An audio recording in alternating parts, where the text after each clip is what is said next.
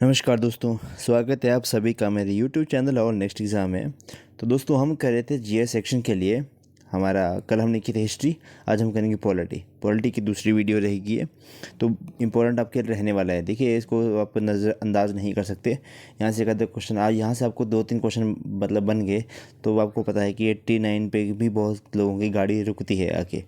ठीक है, तो इन वीडियोज़ को ज़रूर देखें, रिवाइज़ हो जाएगा। ठीक है, और आर्ट्स वाले के लिए तो ये इंपॉर्टेंट है ही है। स्टार्ट करते हैं। फर्स्ट क्वेश्चन है, when were the fundamental duties inserted in Indian constitution. आपको पता है कि जब हमारा संविधान जब बना था तब हमारे में कोई फंडामेंटल ड्यूटीज़ नहीं थी। तो जब 1976 में जाके हमारी फंडामेंटल ड्यूटीज़ जो वो बनी है, 44th अमेंडमेंट एक्ट हुआ था, उसके द्वारा जो हो हमारा फंडामेंटल ड्यूटीज़ ऐड करी गई थी आर्टिकल नंबर 15A में, 51A में। ओके, तो ऑप्शन नंबर डी इसका सही आंसर रहेगा। नेक्स्ट क्वेश्चन है, फंडामेंटल ड्यूटीज़ इंक्लूड। तो फंडामेंटल ड्यूटीज़ क्या रहेंगी इनमें? देखो 11 फंडामेंटल ड्यूटीज़ हैं। अब पहले 10 ऐसे 10 थी, जो 10 1976 में 10 जोड़ी गई थी। फिर जो 11वीं जो थी वो जोड़ी गई थी जब आपका राइट टू एजुकेशन आया था ना 2002 में, तब वो ये जोड़ी गई थी। ओके, तो इसमें ऑप्शन नंबर ए बताया इन्होंने, to conserve the nature and the value and the motive our freedom movement. Option number सही आंसर है इसका। नेक्स्ट है, how many fundamental duties are there in Indian constitution. तो अब 11 हैं, जैसे कि मैंने आपको बताया। अगर क्वेश्चन इस तरह से आता है कि फंडामेंटल ड्यूटीज़ जब हमारा संविधान बना था तो हमारी कितनी फंडामेंटल ड्यूटीज़ थी, तो ज़ीरो लगाना आपने वहाँ पे। नेक्स्ट है हमारा, ये मैंने करवा दिया आपको कि 51A में डाला गया है फंडामेंटल ड्यूटीज़ को। नेक्स्ट है, who is the custodian of the implementation of the fundamental rights. तो फंडामेंटल राइट्स जो है कौन इसको इन्फोर्स करेगा, तो हाई कोर्ट और सुप्रीम कोर्ट। हाई कोर्ट का आर्टिकल नंबर है आपका 32, संविधान जो भी है आपका 32, और सुप्रीम कोर्ट आपका सुप्रीम कोर्ट है आर्टिकल नंबर 32। मतलब जो आप रिट्स जारी कर सकते हैं फंडामेंटल ड्यूटीज़ अगर आपकी ढंग से नहीं कर रहे हो, ठीक है, तो आर्टिकल नंबर 32 और 226 है आपका हाई कोर्ट में रिट्स जारी करने का। नेक्स्ट है बोला, fundamental rights can be suspended bye. Fundamental rights जो है वो प्रेसिडेंट के द्वारा सब सस्पेंड हो सकते हैं, लेकिन आर्टिकल नंबर 20 और 21 कभी भी सस्पेंड नहीं होंगे। मतलब आपातकालन में भी ये सस्पेंड नहीं होते हैं। नेक्स्ट है, fundamental rights of Indian citizens can be suspended तो ड्यूरिंग द नेशनल इमरजेंसी, जो कि मैंने आपको बता दिया, लेकिन दो नहीं होते हैं। ऐसे तो हो सकते हैं लेकिन नेशनल इमरजेंसी में 20 और 21 में नहीं होता है। Which of the following fundamental rights is for the citizen of India only. कौन सा है कि सिर्फ इंडिया के सिटीजन के लिए? तो एक्सप्रेशन का। ऐसा नहीं हो सकता कि बाहर से कोई बंदा है यहाँ पे नारेबाजी करने लग पड़े। अभी अक्षय कुमार के ऊपर ये चला था क्योंकि वो इंडिया के बंदे को कुछ कंट्रोवर्सी चली थी, उनके अगेंस्ट उन्होंने कुछ बोला था, तो उन्हीं को ट्रोल कर दिया था जनता ने कि भाई आप क्यों बोल रहे हो, ये हमारा खुद का मैटर है। नेक्स्ट है, article number 19 of the Indian constitution provide. कितनी फ्रीडम प्रोवाइड करते हैं? 6 फ्रीडम, ठीक है, और स्पीच एक्सप्रेशन वगैरह जो भी आती है, प्रेस वाला सभी इसी में आता है आपका। अगला है हमारा पेमेंट ऑफ द टैक्स। अभी है आपका जजिया कर। कल की वीडियो में देखा था ना हमने कि पहले हिंदुओं को जजिया कर दिया जाता था ना, तो अब हमारा ये संविधान में आर्टिकल नंबर 27 के अंडर आता है हमारा कि कोई भी हमारा जो भी हमारा रिलीजियस कुछ भी पर्पस होगा उसमें हम अपना रिलीजन फॉलो कर सकते हैं और हमसे कोई टैक्स नहीं लिया जाएगा। नेक्स्ट क्वेश्चन है, in which of the following article the interest of the minorities are covered. तो जो आपके माइनॉरिटीज़ वाले आर्टिकल हैं वो आपके 29 और 30 है ना, ठीक है। 30 में कहता है कि उनके लिए इंस्टीट्यूशन वगैरह खोलने हैं और उनके इंटरेस्ट और आर्टिकल्स को कंजर्व करने की बात जो है आर्टिकल नंबर 29 में करी गई है। नेक्स्ट है अनटचेबिलिटी, अछूत के लिए, तो आर्टिकल नंबर 17 आएगा इसमें, 17। नेक्स्ट और 18 कौन सा है? अबॉलिशन ऑफ टाइटल्स, ठीक है। ऐसा कोई नहीं लगा सकता कि मैं भारत रत्न सचिन तेंदुलकर, ऐसा नहीं लगा सकता कोई नहीं, एक्सेप्ट है इसमें मिलिट्री वाले, वो लगा सकते हैं कि मेजर है, कर्नल है, ठीक है, वो लगा सकते हैं। नेक्स्ट है, what kind of a right of A vote का राइट जो हो कौन सा है आपका? Natural right. नेक्स्ट है हमारा, which of the following matter is related with the fundamental right. तो fundamental right Golaknath case versus state of Punjab, ठीक है, ये वाला हुआ था। इसके बाद हुआ था आपका वो केशवानंद भारती केस 1973 में हुआ था, 24 अप्रैल वाले दिन हुआ था। DPSPs has been adopted by Indian constitution from, जो कि आपके DPSP है, आर्टिकल नंबर आपका रहता है ये 36 से लेके 51 तक। तो कहाँ से लिया अपना DPSP? तो आयरलैंड से ली गई हैं। नेक्स्ट है which of the following constitution of India ensure the social and economic democracy. तो सोशल एंड इकोनॉमिक डेमोक्रेसी वो आपका DPSP कहते हैं, मतलब आपके राज्य के नैतिक निर्देशक तत्व जो कहते हैं उनको, वही है। नेक्स्ट है which in which part of the Indian constitution it is dictated to many Indian modern welfare state. तो option number C DPSP part 4 भाग 4 में आता है, भी आपको याद रखना है। जो भी क्या कि DPSP हैं would have never enforced by the government where can the citizen go. तो आप क्योंकि जैसे आपको पता है कि आपके जो फंडामेंटल राइट्स थे, अगर वो आपका ढंग से पालन नहीं हो रहा है तो आप जा सकते हो सुप्रीम कोर्ट या हाई कोर्ट में, लेकिन DPSP को इन्फोर्स नहीं है, ठीक है, उनके लिए आप कहीं नहीं जा पाएंगे। नेक्स्ट है हमारा which of the article ensure that DPSP of the state policy can not enforced by any court. ये देखिए आर्टिकल नंबर 37 में कहा गया है, ठीक है, बहुत इंपॉर्टेंट है ये। जैसे आर्टिकल नंबर आपका 40 है जिसमें आपकी ग्राम पंचायत की बात करी गई है, 45 थी आर्टिकल नंबर 45 था जिसमें वो बात की गई थी कि सबको स्कूल भेजना है, ठीक है। तो अगला है DPSP in our constitution are, जो राज्य के नैतिक निर्देश तत्व हैं वो क्या हैं, अनएनफोर्सेबल बाय द कोर्ट, इनको कोर्ट भी फोर्सेबल नहीं कर सकती है। अगला प्रश्न हमारा which of the following DPSP of the state policy is based on the Gandhian philosophy. देखिए organisation of the village assembly, तो ये गांधीयन थी, इसमें 3 तरह की आती है ना। नेक्स्ट हमारा the constitution amendment has made DPSP of the state policy more important than the fundamental rights. तो 42वां संविधान संशोधन होता है, उसमें कहा गया था कि DPSP काफ़ी ज़्यादा इंपॉर्टेंट होते हैं, लेकिन इन्फोर्स नहीं है, कोई भी कोर्ट इनको इन्फोर्स नहीं कर सकता, ठीक है। मर्जी है इसमें लोगों की कि हो गया तो ठीक है, नहीं हो तो कोई चक्कर नहीं है। नेक्स्ट है the member of the executive in the president form of the government are. जो भी आपके मेंबर थे एग्जीक्यूटिव प्रेसिडेंट फॉर्म में, तो वो कौन क्या रहेंगे, option number C not the member of the house of the legislature. Option number C सही आंसर रहेगा इसका। ये आ गया आपका during the period the proclamation of the emergency made by the president should be approved by both the houses of the parliament. तो within 1 month के अंदर होता है भाई ये, ठीक है। नेक्स्ट है the vice president is the x officer chairman. ये बहुत इंपॉर्टेंट है, जो आपके वाइस प्रेसिडेंट रहते हैं यानी कि आपके उपराष्ट्रपति रहते हैं, वो आपके राज्यसभा के भी अध्यक्ष रहते हैं। तो ऑप्शन नंबर ए सही आंसर रहेगा इसका। तो वाइस प्रेसिडेंट इज़ क्या रहेंगे, not the member of any house, ठीक है, वो किसी भी हाउस के मेंबर नहीं होते हैं। नेक्स्ट है हमारा who completed 2 successive regimes of the vice president of India. किसने जो है वो मतलब 2 लगातार मतलब कुर्सी पे बैठे थे, तो वो आपके सर्वपल्ली राधाकृष्णन, डॉक्टर सर्वपल्ली राधाकृष्णन, ठीक है। नेक्स्ट है how many members can be nominated for the both the house of the parliament bye the president. तो अब कितने 14 जो हैं वो कर सकते हैं, मतलब राष्ट्रपति अपॉइंट कर सकते हैं राज्यसभा और लोकसभा में। राज्यसभा में 12 और 2 आपके लोकसभा में। अब तो एंग्लो इंडियंस का ख़त्म कर दिया ना 105वां संविधान संशोधन के बाद। The president of India is in integral part of, तो पार्लियामेंट का पार्ट होता है आपका ये, ठीक है। लोकसभा राज्यसभा और आपका प्रेसिडेंट पार्लियामेंट का पार्ट आते हैं। How many member of the Anglo Indians, इसको छोड़िए अभी ख़त्म हो गया है। According to Indian constitution central minister will hold this post at the will of president of India. जितने भी के मिनिस्टर रहेंगे ना वो किसके लिए इन्फोर्स रहते हैं, वो प्रेसिडेंट ऑफ इंडिया के। नेक्स्ट है हमारा forward duration the election of the member of the Rajya Sabha is done. तो 6 साल में एक कार्यकाल रहता है राज्यसभा के मेंबर का। अगला प्रश्न ये है कि राज्यसभा में कितने लोगों को नामित कर सकते हैं राष्ट्रपति, तो वो है आपका 12, अभी मैंने आपको बताया। जो स्पीकर होता है लोकसभा का, अगर वो रिज़ाइन देना चाहेगा तो वो किसको अपना रिज़ाइन देगा, तो वो डिप्टी स्पीकर को देते हैं, ठीक है। ऑप्शन नंबर बी सही आंसर रहेगा इसका। अगला है हमारा when the post of the president. अच्छा, अगर आपकी पोस्ट ऑफ प्रेसिडेंट की भी खाली हो, वाइस प्रेसिडेंट की भी खाली हो ना, तो कौन उस टाइम को प्रेसिडेंट की ड्यूटी निभाता है, तो वो आपका निभाता है चीफ जस्टिस ऑफ इंडिया, ठीक है, अगर दोनों ही ना हो तो। नेक्स्ट हमारा according to the Indian constitution which of the following is a constitutional body. इनमें से कौन सी कॉन्स्टिट्यूशनल बॉडी है, तो वो है फाइनेंस कमीशन। 200 आर्टिकल नंबर 200 से फाइनेंस कमीशन का ना 280। तो देखिए अब कौन सी कॉन्स्टिट्यूशनल बॉडी होती है जिनका जिक्र संविधान में होता है, वो आपकी कॉन्स्टिट्यूशनल बॉडी रहती हैं। अगला क्वेश्चन जो कि फाइनेंस कमीशन रहता है, ठीक है,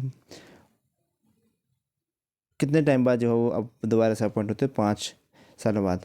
इस टाइम N.K. सिंह हमारे क्या हैं, फाइनेंस कमिश्नर है, नंद किशोर सिंह। नेक्स्ट है who constitute the finance commission, तो आपके प्रेसिडेंट ही करेंगे, जितनी भी आपकी पोस्ट रहेंगी सबको प्रेसिडेंट ही अपॉइंट करते हैं। नेक्स्ट है हमारा मतलब सेंटर में आपके प्रेसिडेंट और आपके राज्य में आपके गवर्नर, ठीक है, और कोई काम नहीं होता भाई इनका, बस ऐसे ही होते हैं ये, बाकी काम तो सारा उनके पास ही होता है हमारा, जो हमारे प्रधानमंत्री जी हैं। President constitutes which of the following body for the distribution of the resource between the centre and state, तो फाइनेंस कमीशन कि कितना क्या देना है, ठीक है। प्लानिंग कमीशन हमारा रिप्लेस हो चुका है नीति आयोग से 2015 में, 1 जनवरी 2015 से स्टार्ट हो चुका था। इसके CEO परमेश्वर अय्यर हैं और इसके प्रेसिडेंट तो हमारे प्राइम मिनिस्टर ही होते हैं। वाइस प्रेसिडेंट कौन है वो कमेंट बॉक्स में बताएं आप। Who appoints the member of the union service commission, UPSC, तो सारे प्रेसिडेंट ही करता है। अटॉर्नी ऑफ जनरल को कौन आपका करते हैं अपॉइंट, तो प्रेसिडेंट ऑफ इंडिया ही करते हैं। इस टाइम हमारे अटॉर्नी जनरल कौन से हैं, अभी चेंज हुए हैं, पहले तो आपके वेणुगोपाल थे, अब भी साउथ के ही हैं कुछ, वेंकट रमणी कुछ इस तरह से हैं उनका नाम। Who hold the post of the president twice, तो 2 बार आपके प्रेसिडेंट कौन बने हैं, option number D, Babu Rajendra Prasad Babu. Who is the supreme commander of the chief of defence forces, तो प्रेसिडेंट ही जितनी आपकी चीफ कमांडर रहते हैं जितनी भी आपकी डिफेंस फोर्सेज हैं, ऑप्शन नंबर D सही आंसर रहेगा। Who can send a matter to supreme court for the consultation under the article 143, तो प्रेसिडेंट ऑफ इंडिया आएगा, मतलब सुप्रीम कोर्ट से सलाह सलूह ले सकते हैं किसी बातों के लिए। अगला है हमारा supreme court has right to mitigate the distribute regarding the election between the president and vice president, it is a fundamental right, option number A सही आंसर रहेगा। अब कौन रिकॉग्नाइज करता है कि इलेक्शन प्रोसेस मतलब किस तरह से रहेगी आपकी इलेक्शन प्रोसेस रहेगी प्रेसिडेंट वगैरह की, तो इलेक्शन कमिश्नर वगैरह, ठीक है। इस टाइम हमारे इलेक्शन कमिश्नर कौन है, राजीव कुमार, ठीक है। अभी इन पे बड़ा बवाल चला हुआ है। The vice president of India is क्या रहते हैं, अभी तो कर दी कि चेयरमैन रहते हैं राज्यसभा के। Under which article of the constitution proclamation of the national emergency is declared, national emergency article number 352। फिर आती है आपकी फाइनेंशियल वाली, तो आती है आपकी 360। फिर आती है आपकी नेशनल इमरजेंसी 352 और एक 356 भी आती है। 3 तरह की इमरजेंसी आती है, इसका नाम पता नहीं किया, मैं स्किप कर रहा हूँ। एक आपकी 352, 56 और 60 इंपॉर्टेंट है तीनों ही। How many time have the president declare national emergency, तो 3 बार आपके नेशनल इमरजेंसी तो लग चुकी है। नेक्स्ट है which year president declare national emergency on internal dispute, तो ये की था 1975 में, तो ये इंदिरा गांधी जी के टाइम के ऊपर बड़ा बवाल हुआ था। अब इस वाले पोर्शन को हटा दिया था कि इंटरनल डिस्प्यूट वगैरह को कोई चीज़ नहीं होती है, इस क्लॉज को हटा दिया है अब। Under which of the following articles president can make the proclamation of the emergency in failure of the constitutional machinery in a state, तो ये रहेगा, हाँ ये आ गया आपका, अगर स्टेट में जो लगती है आपकी इमरजेंसी तो वो आर्टिकल नंबर 356 के तहत लगती है। हिमाचल में कितनी बार लगी है इमरजेंसी, कमेंट बॉक्स में बताएं। President can forward this his resignation to home, अगर प्रेसिडेंट को अपना रिजाइन करना हो, बड़े बुरे दिन आ जाएंगे, तो वो वाइस प्रेसिडेंट को करेंगे, ऑप्शन नंबर C सही आंसर है इसका। अगला है which of the following appointments are not made by the president of India, तो स्पीकर ऑफ द लोकसभा को आपका प्रेसिडेंट अपॉइंट नहीं करता है। अगला प्रश्न, which of the following appointment is not in the jurisdiction of the president, तो speaker of the Lok Sabha हमने किया। अच्छा, एज लिमिट क्या रहती है अगर आपको राष्ट्रपति बनना होगा, राष्ट्रपति और गवर्नर के लिए आपको 35 साल की उम्र चाहिए होती है। What is the minimum age, ये तो हमने कह दी 35 साल ही है ये भी। इम्पीचमेंट प्रोसेस, इम्पीचमेंट मतलब अगर आपको राष्ट्रपति को निकालना हो, मतलब उनके पोस्ट से निकालना हो, तो हमने कहाँ से अडॉप्ट की है वो चीज़, तो USA से। और इसमें इम्पीचमेंट का नाम बहुत इंपॉर्टेंट है, आर्टिकल नंबर 61 याद रखें। अगला प्रश्न देखेंगे, what is the retirement age of the president, तो कोई एज लिमिट नहीं होती इसकी ना। बाकी मैक्सिमम एज लिमिट क्या है प्रेसिडेंट की, ये भी कोई एज लिमिट नहीं है। Who can summon to the joint sitting, अगर जॉइंट सीटिंग के लिए करना हो कि भाई लोकसभा और राज्यसभा को इकट्ठा बैठाओ, तो वो कौन कर सकता है, प्रेसिडेंट ही कर सकते हैं। लेकिन उसमें आपका वाइस प्रेसिडेंट भाग नहीं लेता है, ये इंपॉर्टेंट याद रखना। Who preside over the joint sitting of the two houses, मतलब कौन उनको सारा चलाता है, तो आप स्पीकर हो तो लोकसभा ही चलाता है उसको। अभी आपके ओम बिरला थे, अपनी कौन है, वही है शायद। How many types of the emergency provided in the constitution, तो 3 तरह की इमरजेंसी है। आर्टिकल नंबर 352 जब आपकी नेशनल इमरजेंसी है, अगर स्टेट ढंग से काम नहीं करते तो 356, और जब फाइनेंशियल इमरजेंसी पैसा पूसा खत्म हो जाए तो आर्टिकल नंबर 360। अगला प्रश्न, in India how many times has the president declare financial emergency, तो फाइनेंशियल वाली इमरजेंसी अभी तक इंडिया में एक बार भी नहीं लगी है, ठीक है, ये भी फाइनेंशियल वाली है। In India which kind of emergency has been imposed only once, तो इंडिया में अभी तक जो इंटरनल डिस्प्यूट था, जो इंदिरा गांधी ने ज़बरदस्ती लगा दी था, तो वो अभी तक एक बार ही लगी है। The president of India has the same constitution power which dash have, तो क्राउन ब्रिटिश के पास जो है पावर वही है। Which of the following person has the sole authority to impose emergency under the constitution of India, तो president ही emergency लगा सकता है। जो अध्यादेश पारित करता है आपका प्रेसिडेंट, अध्यादेश शायद आर्टिकल नंबर 126 होता है, ठीक है, तो और अध्यादेश पारित करता है, वो कितने समय तक उनका ऑर्डिनेंस रहता है कि अध्यादेश रहता है, तो 6 महीने तक रहता है। इंपॉर्टेंट प्रश्न है ये भी। Who is the constitutional head of the Indian government, तो प्रेसिडेंट ही होता है, लेकिन चलाते प्राइम मिनिस्टर ही हैं। अच्छा, विच of the following hold his post after the approval of the president, तो वो आपके प्राइम मिनिस्टर। अब vice president of India is elected by, तो मेंबर ऑफ द पार्लियामेंट ही उनको चूज़ करते हैं। ये बहुत टफ है इनका, मैं कई बार पूछ सकते हैं कि कौन कौन शामिल होगा इनके प्रेसिडेंट के और वाइस प्रेसिडेंट के इलेक्शन में, एमपी शामिल होंगे, एमएलए शामिल होंगे, मतलब बहुत कुछ पूछ जाता है। The president can impeached by parliament, parliament इनको इम्पीच कर सकती है। Impeachment to remove the president can be started from, तो वो किसी भी हाउस से स्टार्ट कर सकते हैं, राज्यसभा से भी और आपके लोकसभा से भी। अगला प्रश्न, which of the following can bring the impeachment process of the vice president, तो वो Rajya Sabha. Option number C. Next है हमारा, India has adopted the parliament form of government, कहाँ से, अब भारत ने जो पार्लियामेंट्री फॉर्म की गवर्नमेंट थी वो किससे ली थी, तो वो ब्रिटिश से ली थी। ऑप्शन नंबर सी सही आंसर है इसका। अगला प्रश्न, from where have we borrowed the parliamentary form of government, एक ब्रिटेन। अगला प्रश्न, पार्लियामेंट के 2 सेशन के बीच में कितना समय का गैप रहना चाहिए, कम से कम तो 6 महीने का। राज्यसभा इज़ डिज़ोल्व, अभी राज्यसभा जो हमारा परमानेंट हाउस है, इसको हम डिज़ोल्व नहीं कर सकते हैं। Which of the following is not correct, तो option number C, person should not complete the age of 21 year, मतलब लेजिस्लेटिव काउंसिल के लिए बंदे का 21 साल की उम्र नहीं होनी चाहिए, उससे ज़्यादा 25 साल की उम्र होनी चाहिए। हाँ, 25 या 30। अगला प्रश्न, answer the name of the 2 temporary house of the parliament structure of India, तो वो लोकसभा और लेजिस्लेटिव असेंबली जो है वो टेम्परेरी रहती हैं।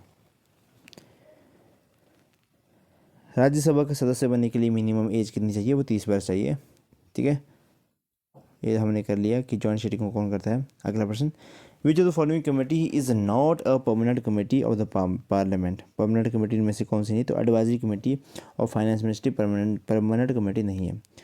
जो चेयरमैन रहते हैं आपके पब्लिक अकाउंट कमेटी के, आपके कौन उनको अपॉइंट करता है, तो स्पीकर ऑफ द लोकसभा करते हैं, ठीक है, ऑप्शन नंबर ए सही आंसर है इसका। पब्लिक अकाउंट कमेटी के the chairman of the public account committee of India parliament is, तो चेयरमैन कौन रहेंगे इनके, option number a leader of opposition रहते हैं। अब इंपॉर्टेंट है ये। नेक्स्ट है, for which period the member of the Rajya Sabha elected, तो 6 सालों के लिए इलेक्ट किए जाते हैं।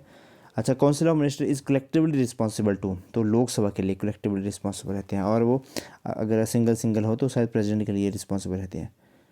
ऑर्डिनेंस है passed by the both houses in joint sitting, general majority मतलब जनरल मेजोरिटी से आपका ऑर्डिनेंस पास हो जाता है। पार्लियामेंट क्या रहती है, प्रेसिडेंट, लोकसभा और राज्यसभा। ऑप्शन नंबर ए सही आंसर इसका। Who approve a bill as a money bill, तो वो ये आपके स्पीकर करते हैं कि मनी बिल है या नहीं है। आर्टिकल नंबर मनी बिल के लिए 108 की 110, 108 और 110, इन दोनों में से है आर्टिकल नंबर आपका मनी बिल के लिए।